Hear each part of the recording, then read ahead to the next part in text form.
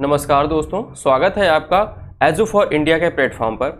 और इस वाले सेशन में आप कवर करते हैं डेली के टॉप 10 एमसीक्यूज, जिसका हम क्विक रिवीजन करते हैं, जो आपके एग्जाम के लिए बेहद ही महत्वपूर्ण होते हैं, जो वनडे एग्जाम्स होते हैं। तो चलिए स्टार्ट करते हैं। देखते हैं सबसे पहला क्वेश्चन है, ये वो क्वेश्चन है जो आपसे यूट्यूब के जो सेशन होता है क्वेश्चन वाला, क्विज अटेंड करने वाला, उसमें जो आते हैं उनका सारा सोल्यूशन हम यहाँ पर प्रोवाइड कराते हैं। चलिए देखते हैं पहला प्रश्न। पहले प्रश्न में दिया गया है कि वह महान विद्वान अश्वघोष किस शासक का समकालीन था। तो कौन था इसमें? तो आपका विकल्प इसमें सी सही हो जाएगा, क्योंकि जो कनिष्क थे वो जो थे अश्वघोष के समकालीन थे। महान विद्वान अश्वघोष कनिष्क के समकालीन थे। ये कनिष्क के राजकवि थे। और इनकी प्रमुख रचनाओं की बात करें तो एक रचना है इनकी बुद्धचरित, दूसरी है सौंदर्य नंदन, और फिर एक है सारिपुत्र प्रकरण। फिर आगे देखते हैं अगला प्रश्न। दूसरा प्रश्न पूछा गया था आपसे कि पूना समझौता पर हस्ताक्षर कब हुए थे, यानी कि जिसे आप पूना पैक्ट के नाम से जानते हैं। तो इसमें आपका सही उत्तर हो जाएगा विकल्प सी, 24 सितंबर 1932। आप सभी लोग, ज़्यादातर लोगों ने इसका सही जवाब दिया है। फिर इसमें देखते हैं कि पूना समझौता 24 सितंबर 1932 को गांधी जी और दलित नेता जो थे BR अम्बेडकर, इनके मध्य हुआ था, और इसी दिन इस पर हस्ताक्षर किए गए थे। तो इसीलिए पूछा जाता है आपसे कि ये पूना पैक्ट या पूना समझौता कब हुआ था। इसमें प्रावधान क्या था कि जो दलित वर्गों के लिए जो पृथक निर्वाचन की व्यवस्था की गई थी उसे समाप्त कर दिया गया, और उसके बाद में विभिन्न जो प्रांतीय मंडलों में दलित वर्ग थे उनको कुछ आरक्षण दिया गया। उनमें आरक्षण कुछ इस तरीके से था कि 148 सीटें उन्हें दी गई प्रांतीय विधानमंडलों में, और केंद्रीय विधानमंडल में उन्हें क्या किया गया कि 18% सीटें उनके लिए आरक्षित कर दी गई थी इस समझौते के तहत। फिर तीसरा क्वेश्चन देखते हैं। इसमें आपसे पूछा गया था कि निम्न में से किस देश का भूमध्य सागर के साथ तट नहीं लगता है। तो इसमें एक चारों में से एक ऐसा देश है जिसका सागर के साथ नहीं लगता है। कौन सा? भूमध्य सागर तट नहीं लगता है। तो वो हो जाता है विकल्प डी, यानी कि जर्मनी। जर्मनी का जो है भूमध्य सागर के साथ में जो है कोस्ट या तट साझा नहीं करता है। भूमध्य सागर के तट पर जो साझा करने वाले देश हैं वो कौन कौन से हैं? तो एक इटली हो जाता है, तो ये वाला इटली हो गया। फिर फ्रांस है, तो ये फ्रांस है। लीबिया की अगर बात करें, ठीक है, तो ये वाला लीबिया हो जाता है। इसी तरीके से इजिप्ट यानी कि ये मिस्र हो जाता है।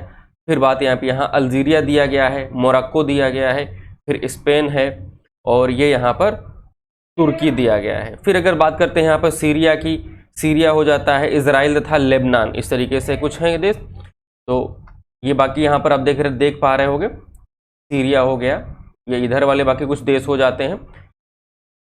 आगे देखते हैं अगला प्रश्न।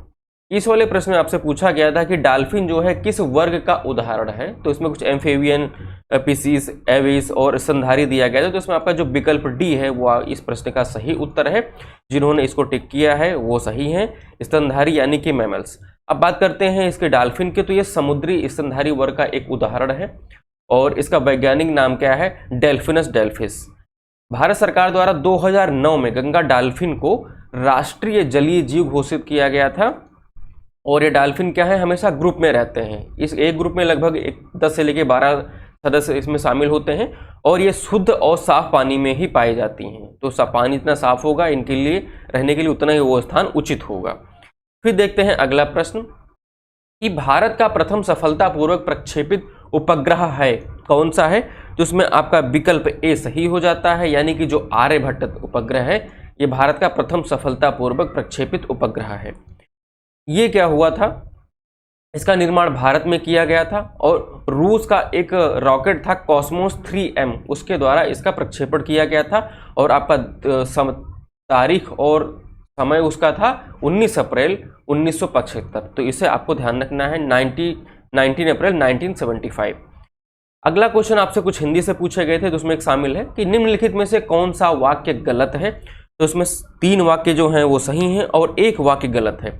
गलत वाक्य क्या है कि आपका विकल्प ए गलत है, क्योंकि आंखों से आंसू बहने लगा।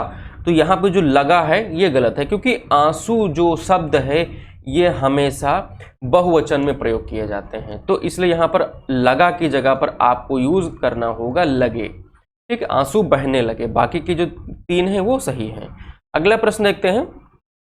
अगला प्रश्न आपसे पूछा गया था कि मूर्ख व्यक्ति प्रायः बहुत बोलते हैं में विशेष विशेषण है।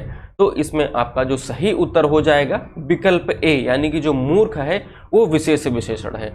बाकी आप विशेष विशेषण क्या है, विशेष क्या है, विशेषण क्या है, तो ये सब चीजें जानने के लिए आप हमारे हिंदी वाले सेशन की जो प्लेलिस्ट है उसमें जाके कवर कर सकते हैं।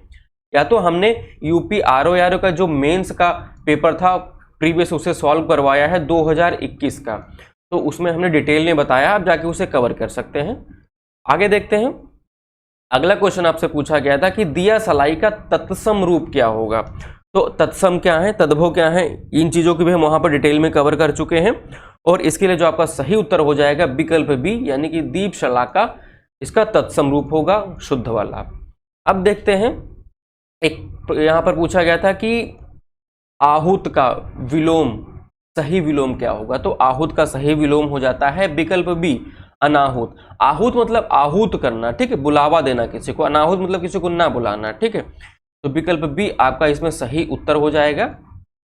अगला प्रश्न देखते हैं। अगले प्रश्न में आपसे पूछा गया था कि निम्नलिखित में से कौन सा वाक्य सही है। तो एक वाक्य यहाँ पर सही है, उसकी हम यहाँ पर बात कर रहे हैं।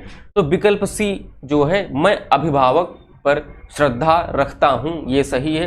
बाकी यहाँ पर जो लिखा हुआ कि दही बहुत खट्टी है, तो दही हमेशा क्या होता है, पुल्लिंग होता है, तो खट्टी नहीं होगा, यहाँ पर एक शब्द यूज करेंगे खट्टा है, ठीक है। तो ये आपका इस तरीके से चेंज हो जाएगा। फिर लिखा है मेरी कोट खूंटी पर टंगी है, तो कोट को यहाँ पर बहुवचन की वो दर्शाते हैं पुल्लिंग की तरह, तो टंगी की जगह पर यहाँ पर आपका हो जाएगा टंगा है। फिर यहाँ पर लिखा है मैंने बाजार जाना, बाजार अवश्य जाना है, तो ये गलत हो जाता है। मैंने की जगह पर हम यहाँ पर लिखेंगे कि मुझे बाजार अवश्य जाना है। तो थैंक यू, मिलते हैं आपको अगली सीरीज में। तब तक आप कुछ और क्वेश्चन अटेंड करते रहिए, प्रैक्टिस करते रहिए और इस तरीके से लगे रहिए।